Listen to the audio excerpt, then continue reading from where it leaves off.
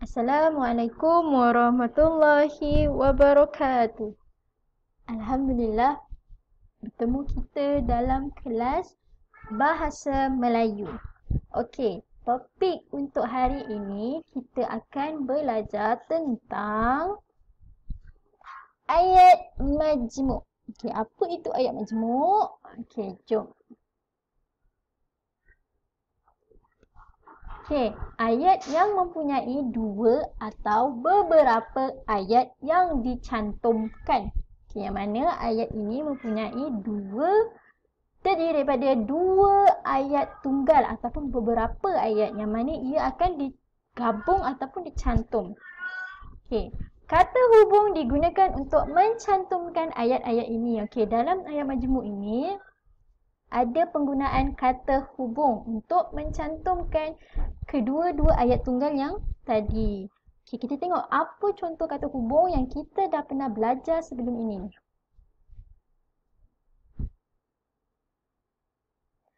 Okey, ini adalah contoh kata hubung. Okay, yang pertama dan, kedua tetapi, ketiga atau, keempat sambil, kelima kerana, keenam lalu.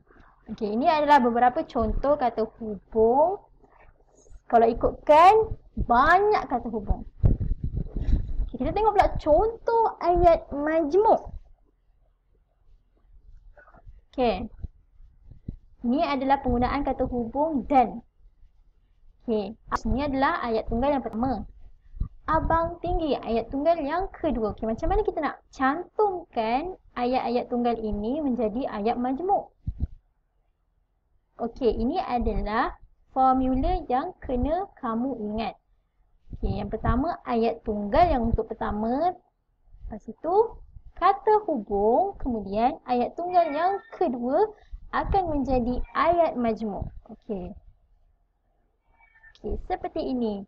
Abang kurus, okay, ayat tunggal yang pertama, dan letakkan kata hubung dan kemudian letakkan abang tinggi, ayat tunggal yang kedua, akan menjadi abang kurus dan tinggi. Okey, kenapa hanya ada satu abang sahaja?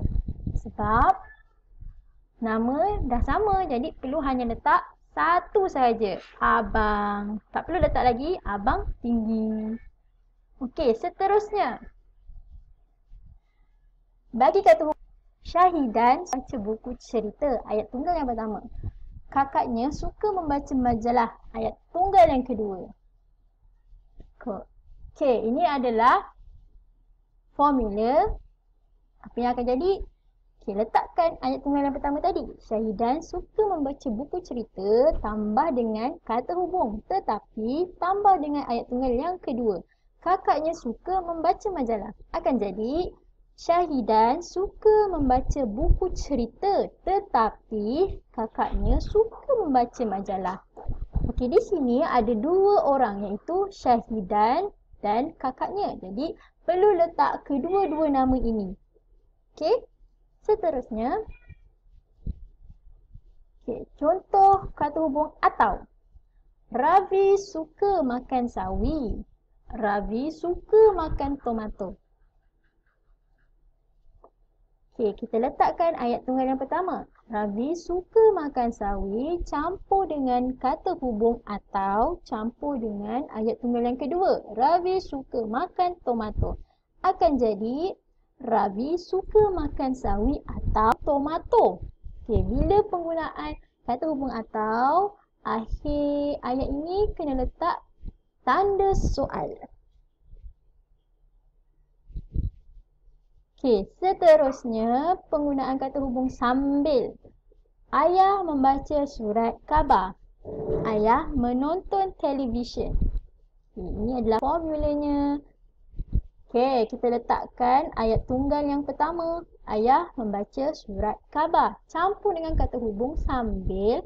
Campur dengan ayat tunggal yang kedua. Ayah menonton televisyen. Okay. Ini jawapannya. Ayah membaca surat khabar sambil menonton televisyen. Nampak? Namanya sama. Ayah. Kata namanya sama. Ayah. Jadi perlu letak satu sahaja. Ayah di hadapan, ayat. Seterusnya, Mei Ling masuk ke bilik. Kata hubungnya lalu Mei Ling tidur. Formula. Kita letakkan ayat tunggal yang pertama. Mei Ling masuk ke bilik campur dengan kata hubung lalu campur dengan ayat tunggal kedua. Mei Ling tidur. Ini jawapannya. Mei Ling masuk ke bilik lalu tidur.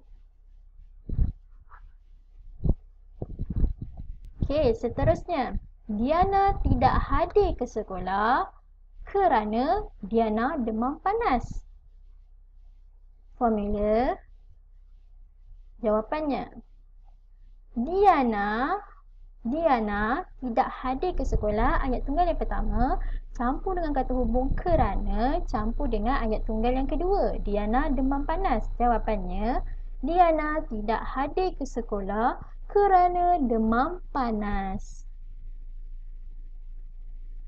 Okey, itu sahaja daripada Ustazah. Harapnya kamu dapat faham tentang tajuk ayat majmuk. Okey, semoga memudahkan untuk menjawab latihan di Google Classroom. Sebarang persoalan boleh tanya dengan Ustazah di Google Classroom. Okey, insyaAllah semoga kita berjumpa lagi. Assalamualaikum warahmatullahi wabarakatuh.